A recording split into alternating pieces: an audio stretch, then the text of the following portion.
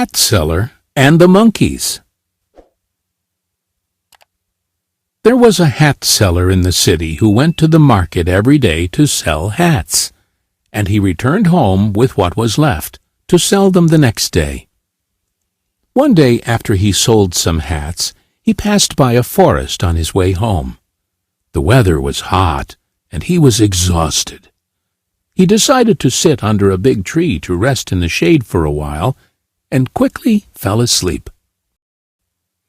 There were a lot of monkeys on the top of the big tree. They saw the hat seller sleeping under the tree and wearing a hat. They took the opportunity and came down and took the hats from his bag and put them on, then climbed the tree again. The hat seller woke up to the sounds of the monkeys around him. He was shocked when he saw his bag was empty. He looked for his hats and saw some of the monkeys wearing them. The hat seller tried to think of a way to get his hats back. He sat in place, thinking, and banged his own forehead, waiting for an idea to show up in his head. Meanwhile, he noticed the monkeys were imitating all his moves. He banged his forehead again, and so did the monkeys.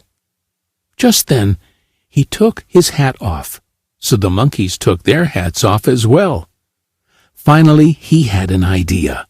He threw his hat on the ground, and the monkeys followed along and threw their hats down.